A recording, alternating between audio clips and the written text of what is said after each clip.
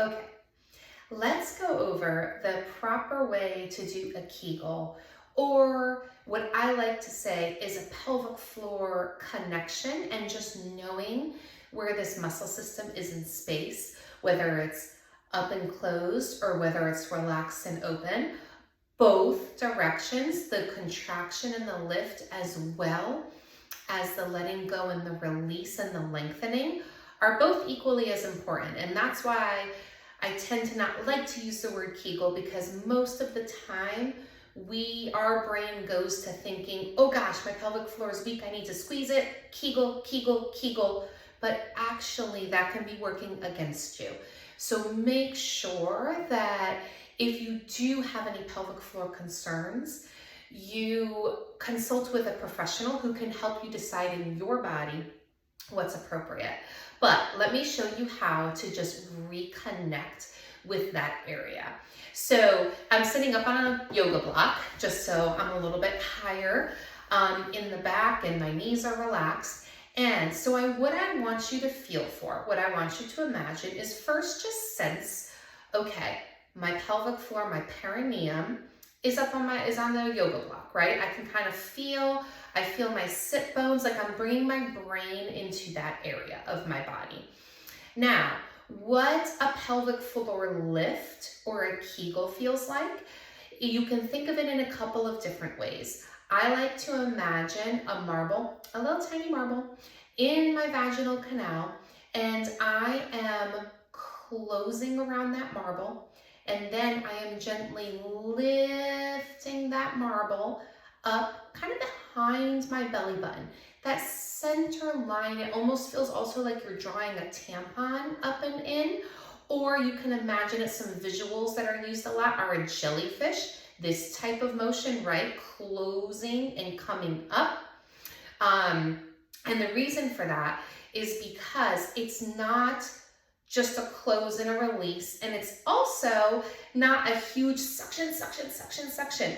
We just need to know where it is in space. It's more about the connection and the finesse that is important here, okay? So you can imagine, so let's go back into your body. Think, okay, I am going to close and wrap around a marble, the whole from the front, sides, and back. Close around that marble. Now gently draw it up, up, up into your vaginal canal. Feel your shoulders are relaxed. We're not doing any of this. Shoulders are relaxed. Your head's just a helium balloon chilling out. Your glutes aren't squeezing. You're not crunching your body. You're just staying very long in your spine, and you're finding that ability to bring it up, pause, appreciate it, feel it. Then can you let go with some control, okay? Don't shoot that marble back out. Don't push it back out. Just see, okay, wait a minute, can I just let it go? And it just kind of plinks back out. The release is usually the hardest part, just so you all know. We kind of get stuck sometimes. So just thinking, okay, can I just relax? And now, can I let it relax even a little bit more? Okay, yes, I'm fully relaxed, right? You can also think about an elevator. So if the ground floor is just here, like your normal state of being, and then can you bring it up to the first floor, second floor, maybe third floor? Now, can you let it come back down to the ground floor, and then even just a little bit into the basement, and then kind of come up to your normal state of being, okay? Being able to find that movement is really important. So now I want your brain to feel something. By the way, you can be in any position. You do not have to be sitting like me. A lot of times in the clinic, I'll start laying down on your back just so I can feel, and also my clients can feel a little bit better, but this is for the purposes of the video. And so, because right now we're working against gravity, right? So it might be a little more challenging to feel all the things. And while you're laying down, we're not against gravity, and also everything else can just be completely relaxed. So we're just looking for that center line.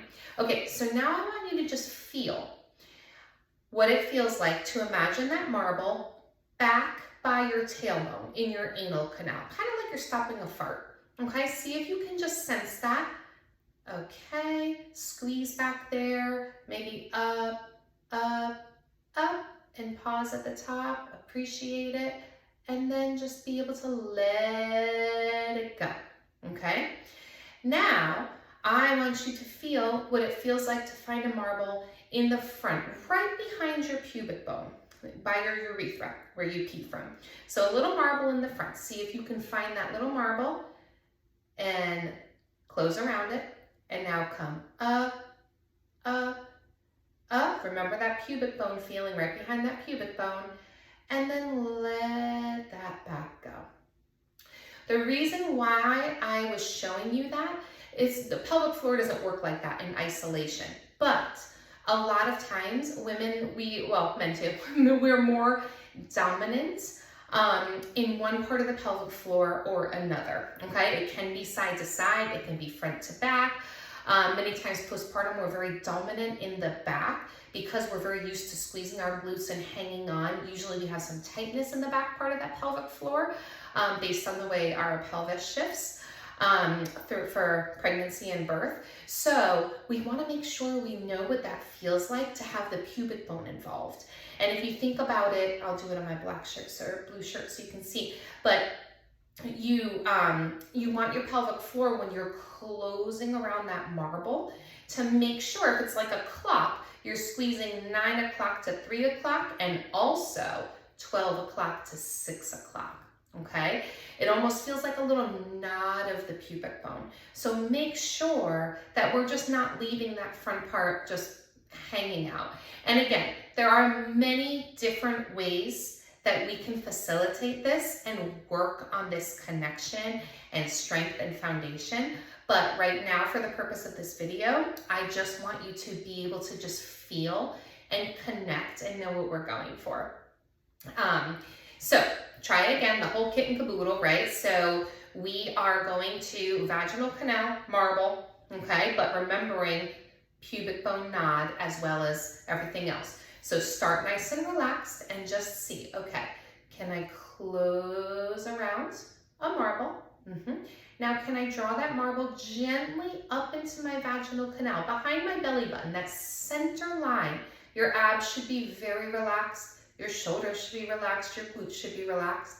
And now, can I let that go again? And then think, okay, yep, I felt that release. And can I make sure, totally released, and come back to center, okay?